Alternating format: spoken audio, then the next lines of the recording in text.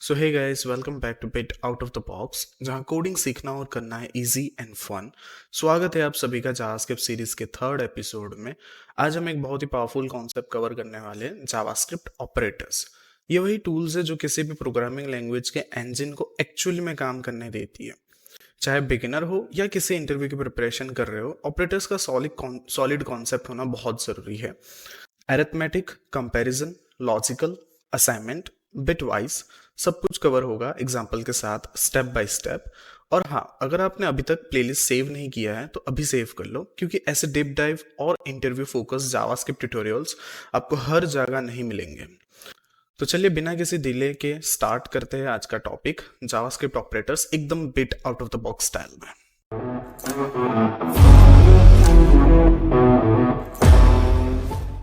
तो चलिए से एक फटाफट ओवरव्यू देख लेते हैं आज हम लोग लेक्चर में क्या क्या कंप्लीट करने वाले हैं। तो हमारे पास टोटल 8 टाइप्स के ऑपरेटर्स है, जिसको मैंने हर एक पैटर्न के हिसाब से डिवाइड करके रखा है। तो पूरा का पूरा 8 के 8 ऑपरेटर्स मैं पूरा नहीं बता सकता एक ही वीडियो के अंदर, वो वीडियो काफ़ी ज़्यादा लेंथी हो जाएगा।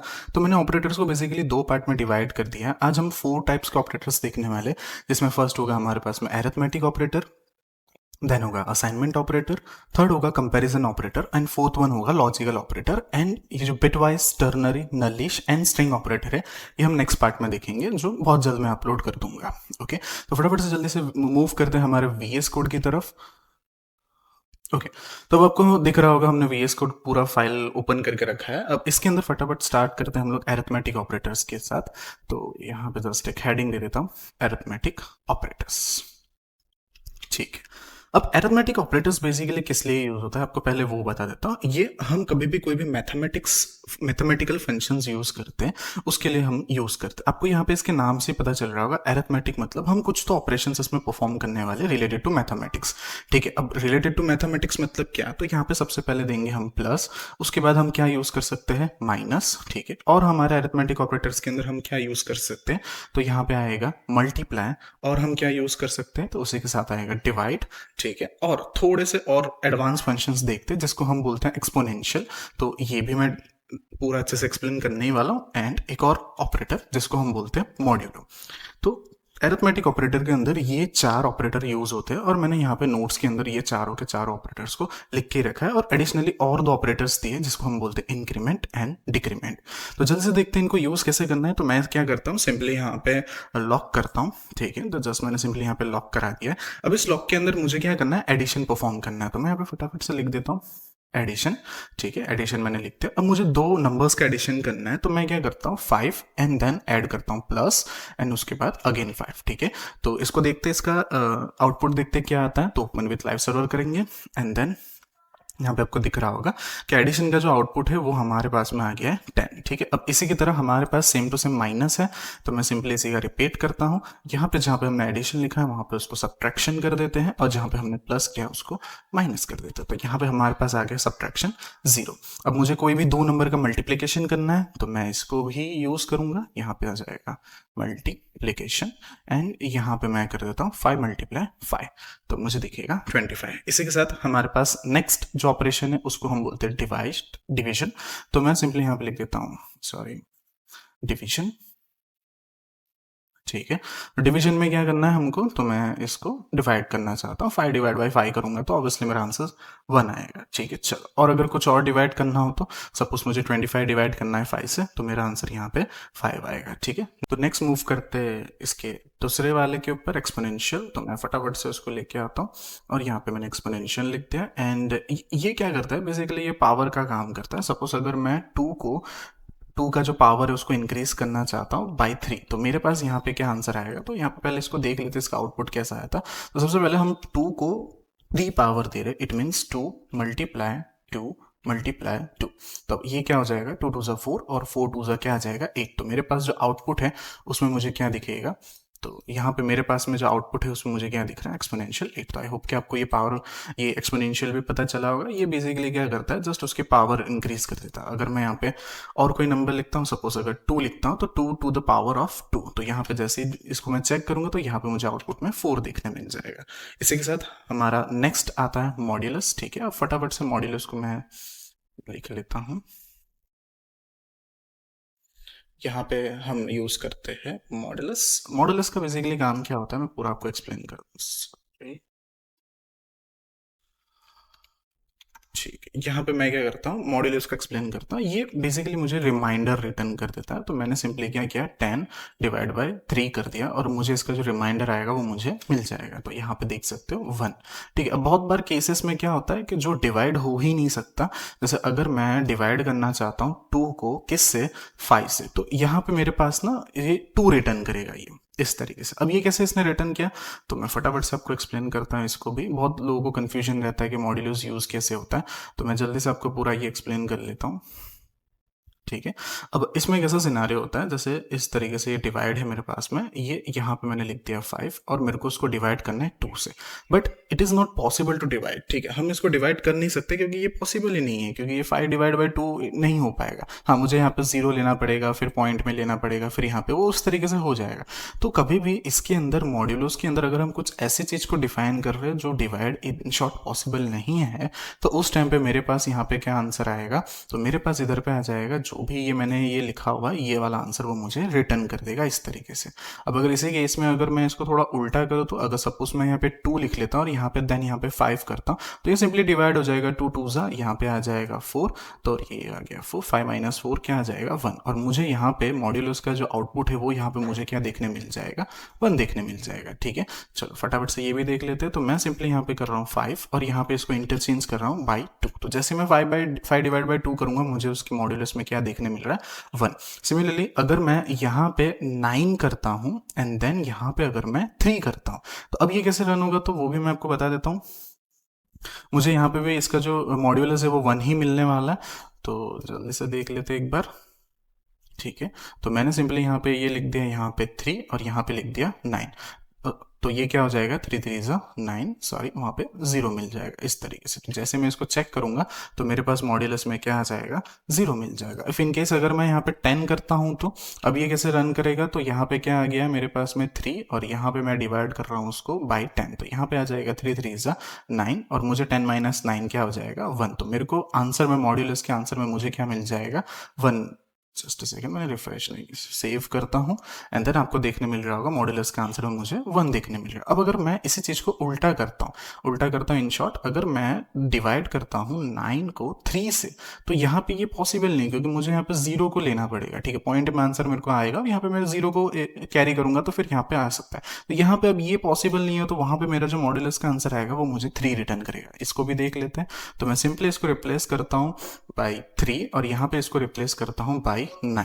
अब जैसे ही मैं इसको चेक करूंगा तो मुझे यहाँ पे मॉड्यूलस क्या देखने मिल रहा है 3 देखने मिल रहा है। तो आई होप कि आपको ये अरिथमेटिक ऑपरेटर्स में पूरा पता चल गया। इसमें और कुछ नहीं है, एडिशन जो सिंपली एडिशन कर लेता है, सब्सट्रैक्शन जो सिंपली सब्ट्रैक्ट करेगा, मल्टीप्लिकेशन जो मल्टीप्लाई करेगा, डिवीजन जो डिवाइड कर देगा, और एक आता है एक्सपोनेंशियल जो उसके पावर का पूरा वैल्यू दे देगा। देन आता है मॉड्यूलस। मॉड्यूलस में बहुत लोगों को बहुत कंफ्यूजन होता है कि यहाँ पे अगर मैं ये कर रहा हूँ तो ये इसका आंसर मुझे 3 कैसे मिल रहा है।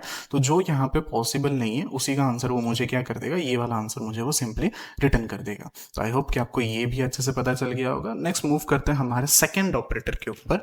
तो फटाफट से देख लेते हैं हमारे सेकेंड ऑपरेटर में क्या है। तो यहाँ पे है हमारे पास में असाइनमेंट ऑपरेटर। तो मैं सिंपली आता हूँ यहाँ पे असाइनमेंट ऑपरेटर। ठीक है, अब असाइनमेंट ऑपरेटर मतलब क्या है वो मैं आपको समझाता हूँ। इसके नाम से ही हमको पता चल रहा है कि कुछ चीज़ हम क्या कर रहे हैं, उसको असाइन कर रहे हैं।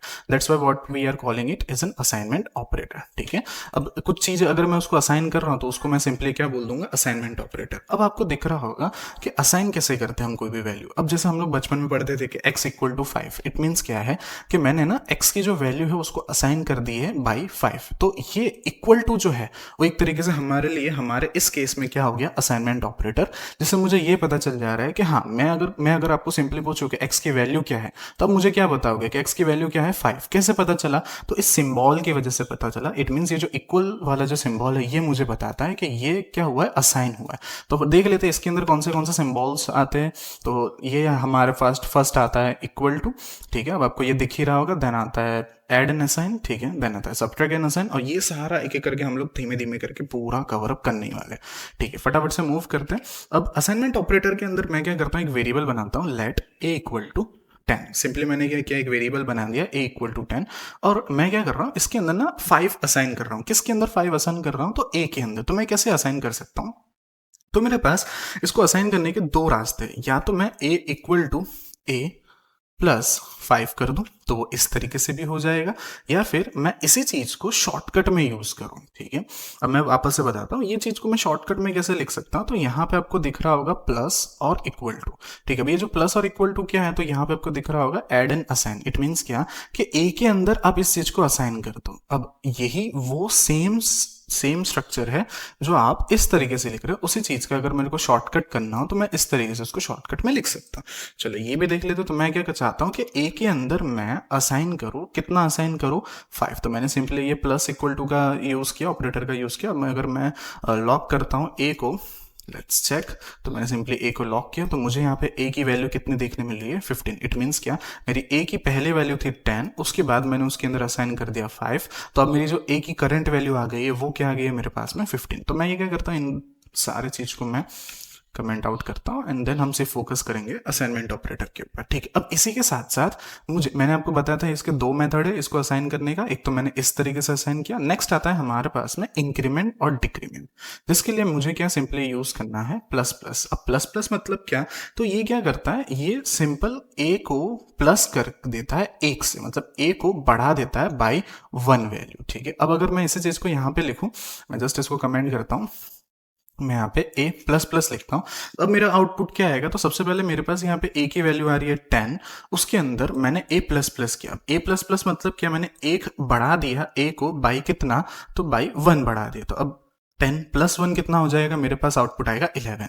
तो यहाँ पे आप देख सकते हो मेरे पास 11 आ रहा है। तो अब मैं चाहता हूँ कि इसको एक और बढ़ाओ, तो मैं यहाँ पे एक और प्लस नहीं यूज कर सकता, ये मुझे एरर दे देगा। जैसे मैं इसको सेव करूंगा ना, तो ये मुझे फिर भी एरर ही दे रहा है कि नहीं, मतलब आप ये नहीं कर सकते।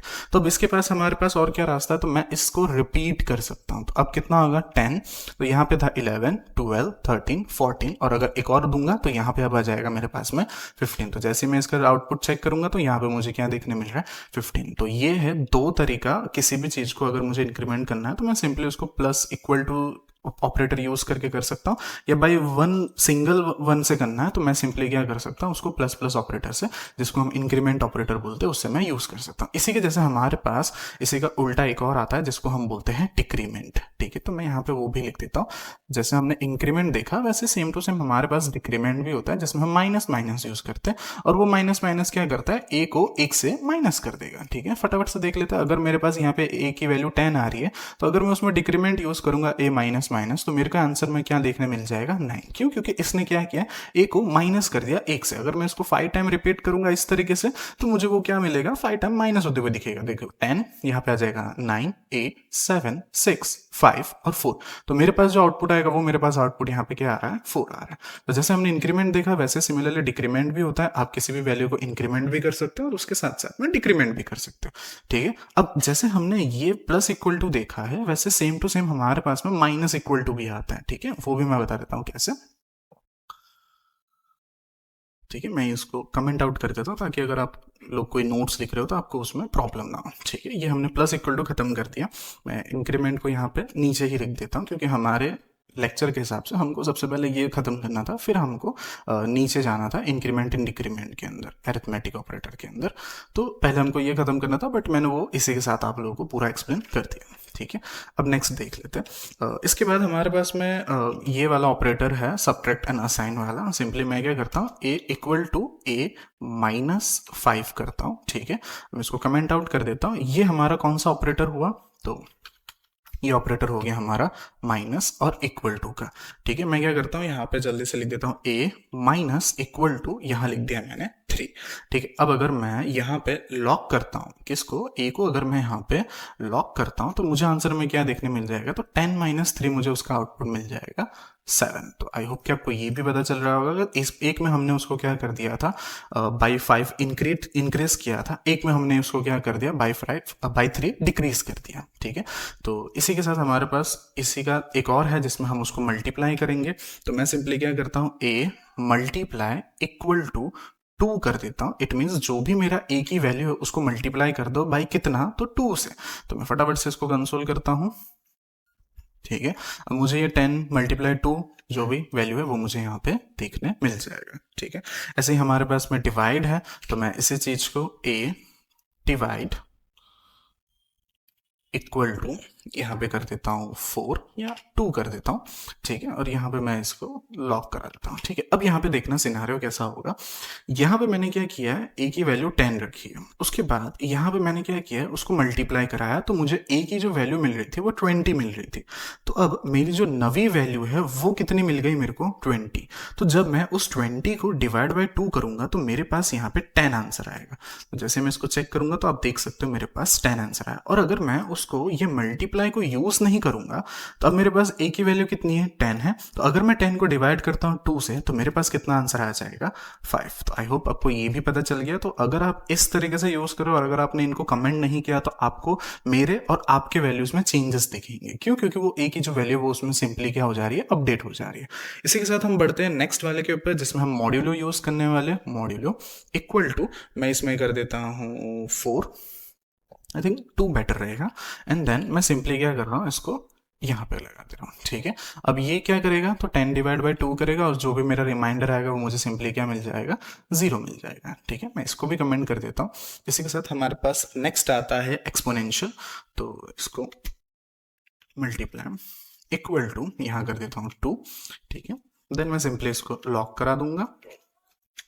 अब जो मेरी a की वैल्यू है वो है 10। अब मैं उस 10 के अंदर 10 टू द पावर 2 कर रहा हूँ, तो मेरे को यहाँ पे क्या मिल जाएगी, 100 मिल जाएगी। सो आई होप कि आपको असाइनमेंट ऑपरेटर भी समझ में आ गया होगा। मैं एक और बार रिकैप करा देता हूँ। अरिथमेटिक ऑपरेटर सिंपली क्या करता है, जो हमको मैथमेटिक्स के जो ऑपरेटर्स यूज करने हैं, जैसे प्लस हो गया, माइनस हो गया, मल्टीप्लाई हो गया, डिवाइड हो गया, वो सारे जो भी मैथमेटिक्स के ऑपरेशन जो हम यूज करते थे वो सारे अरिथमेटिक ऑपरेटर्स के अंदर आते हैं। असाइनमेंट ऑपरेटर का सिंपली यही मतलब है, इट मीन्स आप उसको कुछ असाइन कर रहे हो तो वहां पे जो भी असाइन होने वाले टर्म्स है वो सारे के सारे इसके अंदर आएंगे। तो मैं इनको भी फटाफट से कमेंट आउट कर देता हूं यहाँ पे। अब हम मूव करते हैं हमारे तीसरे ऑपरेटर के ऊपर जिसको हम क्या बोलते हैं, कंपैरिजन ऑपरेटर, जहां पे हम क्या कर रहे हैं, तो किसी चीज को कैसे हम कंपेयर कर रहे हैं। तो मैं पूरा एक एक चीज आपको यहाँ पे एक्सप्लेन करता हूँ। मैं सिंपली यहाँ पे लिख देता हूँ कंपैरिजन ऑपरेटर।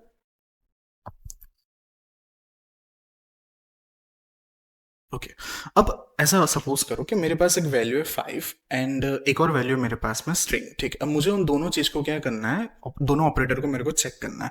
तो मैं सिंपली क्या करता हूँ, यहाँ पे लॉक कराता हूँ इस तरीके से। मैं फर्स्ट में लिखूंगा 5 और मैं उसको चेक करना चाहता हूँ। अब चेक करना चाहता हूँ तो मुझे कैसे चेक करना पड़ेगा, तो हम बेसिकली क्या सोचते हैं कि हम इक्वल टू डाल देंगे और 5 इस तरीके से अगर मैं उसको सपोज स्ट्रिंग में कर देता हूँ तो मेरे को पता चल जाएगा वो क्या है। ठीक है, मैं सिंपली यहाँ पे 5 लिख देता हूँ। अब यहाँ पे देखो क्या सिनेरियो है, अगर सपोज मुझे चेक करना है तो ये सिंबल मैं यूज नहीं कर सकता। क्यों ये सिंबल यूज नहीं कर सकता, क्योंकि ये सिंबल ऑलरेडी रिजर्व है असाइनमेंट ऑपरेटर के अंदर। इट मींस अगर मुझे कोई भी वैल्यू असाइन करना होता है तो मैं किसका यूज करता हूँ, इक्वल टू का यूज करता हूँ। अब ये इक्वल टू का, ये जो इक्वल टू ऑपरेटर का जो सिंबल है उसी चीज को मैं कंपैरिजन ऑपरेटर के अंदर यूज नहीं कर सकता। तो यहां पे हम क्या करेंगे, एक और इक्वल टू दे देंगे। इट मींस मैं इसको क्या कर दूंगा, डबल इक्वल टू कर दूंगा। अब यहाँ पे देखो, एक मैंने यहाँ पे लिखा है नंबर और दूसरा मैंने यहाँ पे लिखा है स्ट्रिंग। ठीक है, मैं एक रिपीट करता हूं और मैं क्या करता हूं, सिंपली स्ट्रिंग के बदले मैं यहाँ पे नंबर लिख देता। अब अगर मैं आपको पूछूं कि ये जो 5 है, ये जो 5 नंबर है एंड ये जो 5 स्ट्रिंग है, क्या ये दोनों सेम है, तो आपका ऑब्वियसली आंसर आएगा नहीं। क्यों? क्योंकि 5 एक नंबर है और ये एक स्ट्रिंग है। तो भले वो 5 लिखा हुआ है लेकिन इनका जो डेटा टाइप है वो अलग है। अब मैं अगर यहाँ पे कुछ कमेंट कर देता हूं, data is same but the data type is different. It means ये क्या सिंपली बता रहा हूं मैं कि यहाँ पे जो लिखा हुआ है 5 ये जो पूरा डेटा है वो सेम है, तो बट डिफरेंट क्या है, तो उनका जो डेटा टाइप है। क्यों डेटा टाइप डिफरेंट है, तो एक डेटा टाइप हमारा नंबर में आ रहा है और दूसरा डेटा टाइप हमारा स्ट्रिंग में आ रहा है। तो मेरे को ऑब्वियसली यहाँ पे एक आंसर आएगा कि अगर डेटा सेम है बट डेटा टाइप डिफरेंट है तो मेरा आंसर यहाँ पे क्या होना चाहिए, फॉल्स होना चाहिए।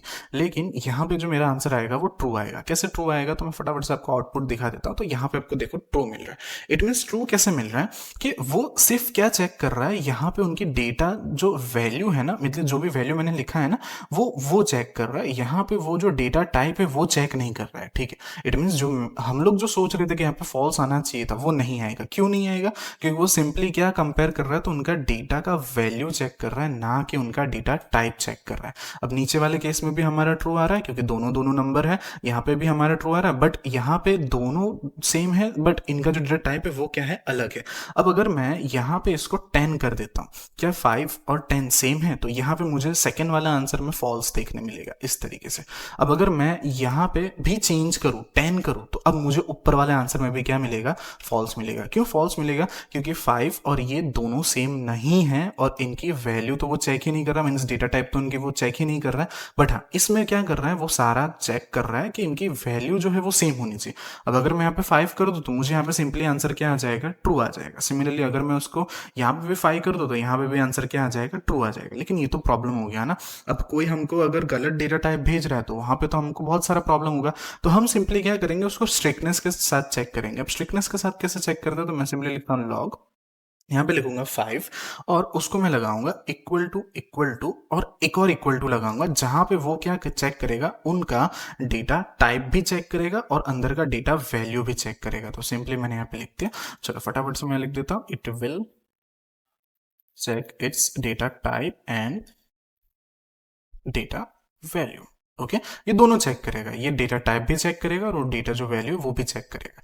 ठीक है, अब मैं इन दोनों को कमेंट कर देता हूँ। अब आपको यहाँ पे देखने मिल रहा होगा क्या आंसर आएगा, तो यहाँ पे आएगा आपके पास में फॉल्स। क्यों फॉल्स आया? यहाँ पे ऊपर वाले केस में वो सिर्फ क्या चेक कर रहा था, वैल्यू चेक कर रहा था, उनका डेटा टाइप चेक नहीं कर रहा था। नीचे वाले केस में क्या कर रहा है, वो वैल्यू भी चेक कर रहा है, साथ ही साथ में उनका जो डेटा टाइप है वो भी चेक कर रहा है। अब अगर मैं इसको, जब तक मैं इसको नंबर में नहीं लिखूंगा, इट मीन जब तक मैं इसको 5 को नंबर में नहीं लिखूंगा तब तक मेरा आंसर वहां पे ट्रू नहीं आएगा। तो आप देख सकते हो ऊपर वाले में फॉल्स आया और नीचे वाले में क्या आंसर आया, ट्रू आया। ठीक है, आई होप कि आपको ये पूरा समझ में आ रहा होगा। मैं फिर से रिपीट करता हूँ, कंपैरिजन ऑपरेटर के अंदर फर्स्ट हमने डबल इक्वल टू चेक किया। वो क्या करता है, डेटा वैल्यू मतलब वैल्यू चेक करता है, बट वो डेटा टाइप चेक नहीं करता। और डेटा टाइप अगर हमको कभी भी चेक कराना है तो उसके लिए हमारे पास दूसरा ऑपरेटर है जिसमें हम ट्रिपल इक्वल टू का यूज करेंगे।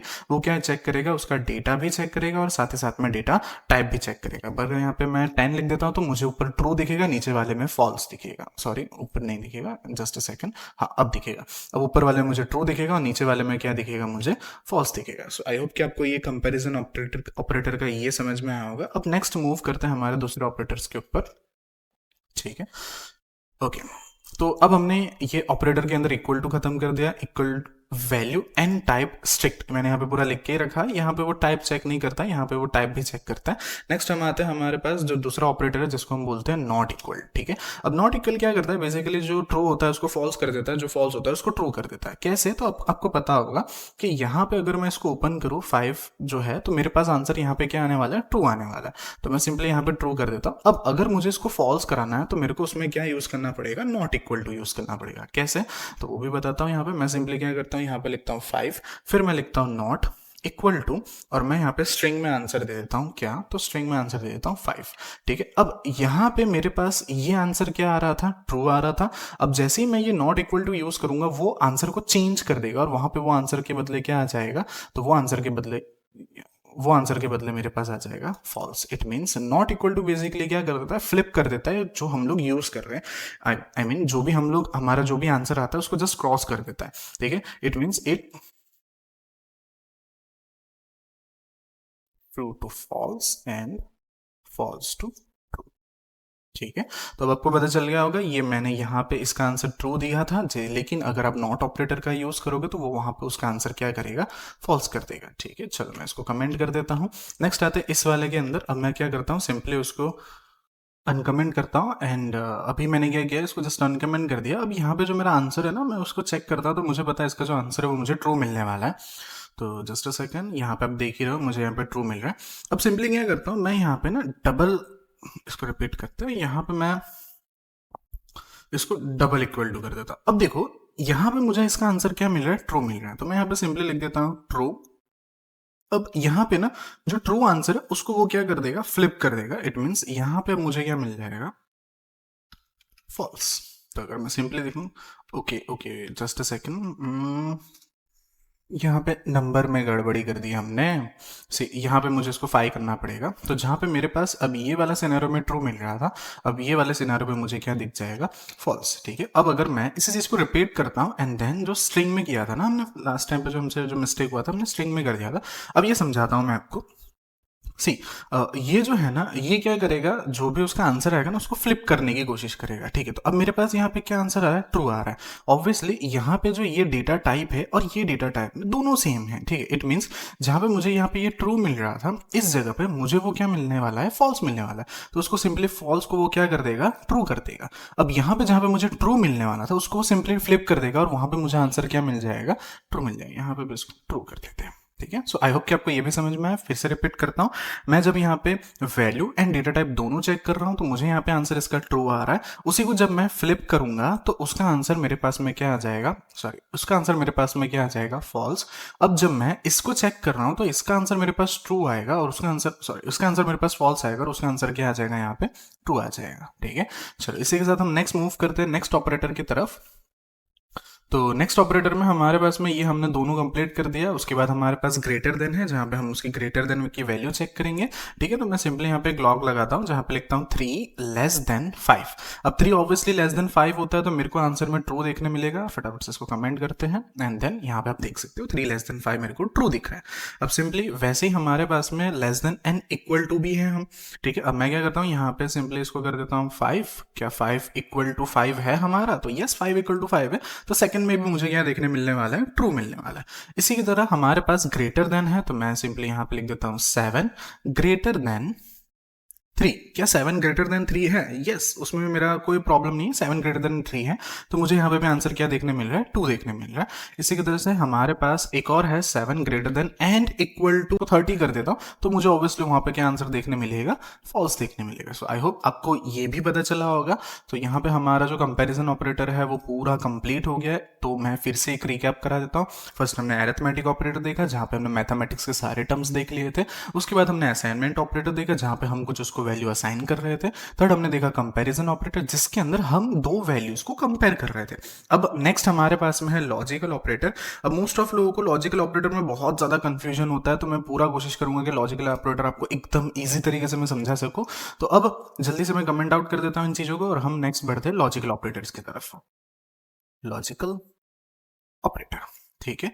अब लॉजिकल ऑपरेटर में कैसा होता है कि दो वैल्यू आती है उसके अंदर। अब फर्स्ट वन की अगर मैं बात करूं तो यहाँ पे आता है एंड, दूसरा आता है और तीसरा आता है हमारे पास में नॉट। ठीक है, तो ये एंड क्या, देखो सिंपली इसका मतलब कैसा है, आपको इसके नाम से इसका मतलब पता चल रहा होगा। एंड, जब हम एंड की बात करते हैं तो किसी दो चीज को बात कर रहे हैं लेकिन, ठीक है। अब जैसे अगर मैं बोलूं जॉन एंड हिज डॉग, जिसका नाम मैं सपोज टॉम कर देता हूं, John and Tom both are playing. It means क्या कि जॉन एंड टॉम मतलब दोनों क्या कर रहे हैं, साथ में खेल रहे हैं।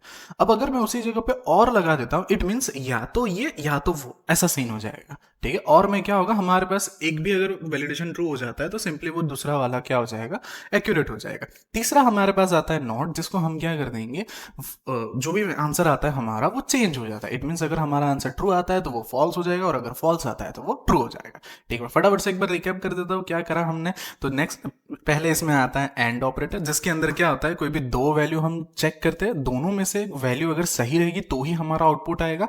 और ऑपरेटर में कोई भी एक वैल्यू अगर सही हो जाती है तो हमारा आउटपुट आ जाएगा। नॉट ऑपरेटर में क्या होगा, जो भी हमारी वैल्यू होगी वो चेंज हो जाएगी। ठीक है, अब यहां पे मैं सिंपली लॉक कराता हूं एंड यहां पे मैं कर देता हूं ट्रू एंड यहां पे करवा देता हूं ट्रू। ठीक है, अब इसका आंसर मुझे क्या मिलने वाला है, ट्रू ही मिलने वाला है। तो मैं अगर यहाँ पे चेक करूँ तो मुझे इसका आंसर ट्रू मिल रहा है। ठीक है, अब ये मैंने क्या किया, मैं आपको सिंपली समझाता हूँ। ये जस्ट मैंने एक सिंटेक्स लिखा है एंड ऑपरेटर का। अगर सपोज करो मैं यहाँ पे लिखता हूँ 5 इज ग्रेटर देन 3, तो यस 5 इज ग्रेटर देन 3 है, मुझे पता है वो 5 इज ग्रेटर देन 3।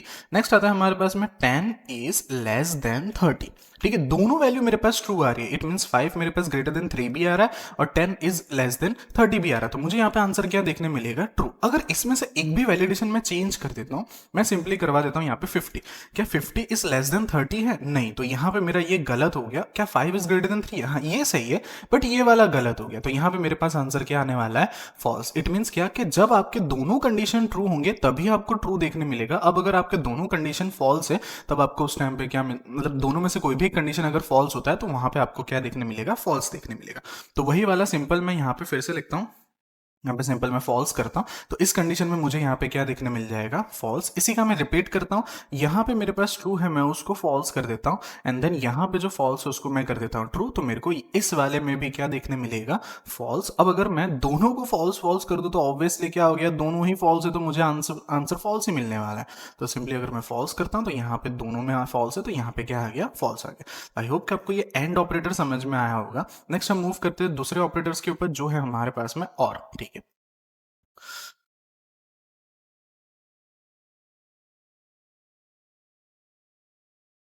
ओके, तो जल्दी से आ जाते हैं यहाँ पे, मैं यहाँ पे लॉक कराता हूँ, ठीक है। और ऑपरेटर यहाँ पे करते हैं ट्रू, और उसको मैं इस तरीके से यूज करूंगा और यहाँ पे कर देता हूँ ट्रू। तो ऑब्वियसली इसका आंसर भी मुझे क्या देखने मिलने वाला है, ट्रू ही देखने मिलने वाला है, ठीक है। इसको मैं यहाँ से एक जन को फॉल्स कर देता हूँ, अब उसको फर्क नहीं पड़ता, अगर एक भी ट्रू है तो मुझे उसका आंसर ट्रू दे देगा वो। तो जैसे मैं यहाँ चेक करूंगा तो यहाँ पे मुझे आंसर ट्रू आ रहा है। अब मैं इसी चीज को उल्टा कर रहा हूँ, मतलब यहाँ पे जो फॉल्स है उसको मैं ट्रू कर दे रहा हूँ, और जहाँ पे ट्रू है उसको मैं सिंपली क्या कर दे रहा हूँ, फॉल्स। तो सिंपली यहाँ पे मैं इसको चेंज कर देता हूँ, तो थर्ड वाले में मुझे आंसर भी ट्रू ही देखने मिलेगा। और अगर मैं दोनों को फॉल्स कर देता हूं तो सारा का सारा जो वैल्यू मेरा अगर फॉल्स आ गया तो मुझे सब में क्या देखने मिलेगा, फॉल्स ही देखने मिलेगा। तो मैं जल्दी से ये थोड़ा सा जो है ना यहाँ पे डेफिनेशन लिख देता हूं, तो आपका एक बार रिकैप भी हो जाएगा, और आप यहाँ पे अगर कंफ्यूज हो तो पॉज करके आप आराम से इसको देख भी सकते हो। तो इस वाले में मुझे आंसर आ रहा था ट्रू, इस वाले में मुझे आंसर आएगा फॉल्स, इस वाले में मुझे आंसर आएगा फॉल्स, और इस वाले में मुझे ऑब्वियसली आने वाला है फॉल्स, ठीक है। अब जल्दी से नीचे वाले में देख लेते हैं क्या प्रॉब्लम है, क्या सिनेरियो है।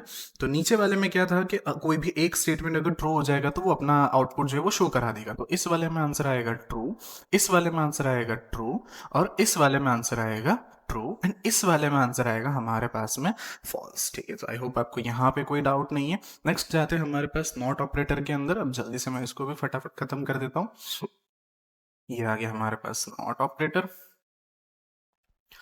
ठीक है। अब नॉट ऑपरेटर का सिंपल काम क्या है, जो ट्रू है उसको फॉल्स करना है, जो फॉल्स है उसको ट्रू करना है। तो मैंने यहाँ पे सिंपली लिख दिया है ट्रू, तो मुझे ऑब्वियसली कंसोल में मुझे ट्रू ही मिलने वाला है। अगर मुझे उसको फॉल्स कन्वर्ट करना पड़ेगा तो मैं यहाँ पे सिंपली नॉट ऑपरेटर लगा दूंगा, तो अब ये जो आउटपुट है मुझे यहाँ पे दे देगा फॉल्स, और अगर यहाँ पे अगर फॉल्स लिखा है तो उसका जो आउटपुट है वो मुझे सिंपली क्या कर देगा, ट्रू कर देगा, ठीक है। आपको दिख रहा होगा ट्रू हो गया। तो मैं इसका आउटपुट भी यहाँ पे लिख देता हूँ फॉल्स, और इसका आउटपुट दे देता हूँ यहाँ पे ट्रू। इसको कमेंट करते हैं, देन इसको कमेंट करते हैं। अब आपको पूरा मैं एक बार फिर से रिपीट करा देता हूँ। लॉजिकल ऑपरेटर में हमारे पास राइट नाउ तीन ऑपरेटर है, एंड, और, एंड, नॉट। एंड ऑपरेटर क्या करता है, दोनों उसको ट्रू चाहिए वरना वो सब कुछ क्या कर देगा, फॉल्स कर देगा। अगर दोनों वैल्यू ट्रू है तो ही वो आगे जाएगा, नहीं तो वो आगे नहीं जाएगा। और ऑपरेटर में कैसा सिनेरियो, कोई भी एक वैल्यू अगर ट्रू हो जाता है तो हम उसको आगे जान देते हैं। नॉट ऑपरेटर क्या करता है, कोई भी उन दोनों में से कोई भी एक वैल्यू अगर ट्रू है तो उसको वो फॉल्स कर देता है, और जो फॉल्स वैल्यू उसको क्या कर देता है, सिंपली ट्रू कर देता है। सो आई होप कि आपको ये पूरा समझ में आया होगा। मैं फटाफट से एक बार बता देता हूँ। फर्स्ट हमने अरिथमेटिक ऑपरेटर देखा, देन हमने इसमें असाइनमेंट ऑपरेटर देखा, फिर हमने देखा कंपैरिजन ऑपरेटर, फिर हमने देखा लॉजिकल ऑपरेटर। अब नेक्स्ट वीडियो में मैं आप लोगों को बताऊंगा बिटवाइज ऑपरेटर, देन हम बात करेंगे टर्नरी, नलिश एंड स्ट्रिंग ऑपरेटर, ठीक है। सो आज के सेशन में इतना ही, मिलते हैं नेक्स्ट सेशन में एक और न्यू धमाकेदार टॉपिक के साथ। तो तब तक के लिए बने रहिए, be safe and take care, sayonara.